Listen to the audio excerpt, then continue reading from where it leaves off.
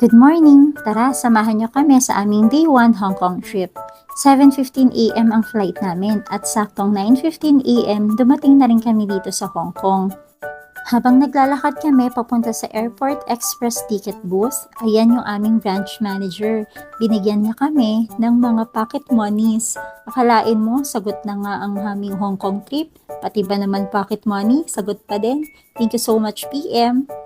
Ayan, nakarating na kami sa ticketing booth ng Airport Express. Sabi dito, pag marami daw kayong magbubook, mas makaka-discount ka. Kaya ayan, nagtanong yung mga beshes ko kung paano nga ba i-avail yung group discount. By the way, dyan sa video na yan ang aming BM. Ayan nga rin pala yung mga unit managers na kasama ko.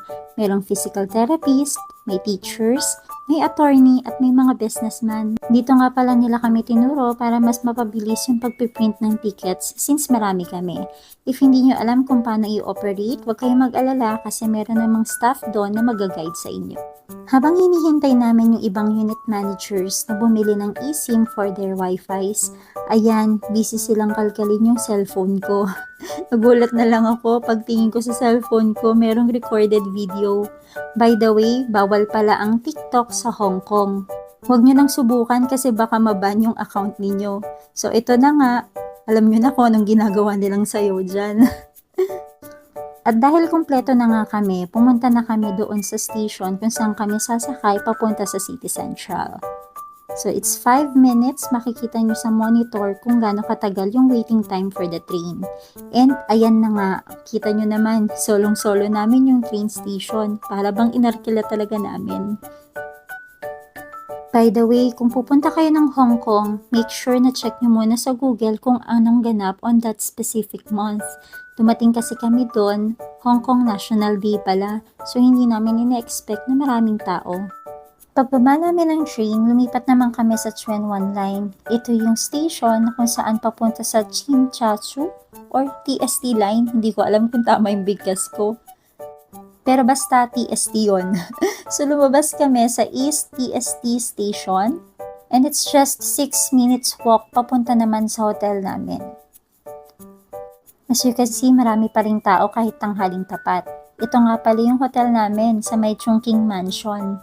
Binabalang namin yung bagahe namin tapos nagpalit na kami ng damit. Tapos maghahanap naman kami ng makakainan namin dahil hindi pa kami nagla-lunch. Ayan, kaka-video mo girl na pagsarahan ka pa ng elevator. Sa taas nga pala to ng Jollibee. And kung naghahanap kayo ng affordable na food, hindi namin to masasuggest kasi medyo may kamaharlika ang lugar na to. Pero sulit naman para sa akin kasi masarap naman siya at marami din yung serving niya.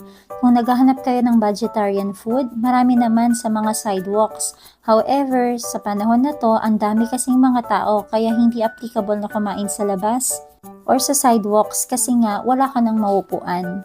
At dahil busog na kami, naglakad-lakad kami papunta sa Cultural Center. Ito yung madalas na nakikita ko sa TikTok at saka sa IG. Pero hindi na kami nakapagpa-picture kasi ang daming tao. Of course, hindi ko palalagpasin yung Prudential. Dahil kay Blue Life, ang dami ko ng lugar na napuntahan for free. Habang naglalakad kami, muntikan pa kaming magkahiwa-hiwalay ng mga kasama ko. Sobrang daming tao kasi talaga nung araw na yan. Pero, sulit naman. By that time, marami na ring mga tao ang naghahanap ng pagpupwestuhan nila.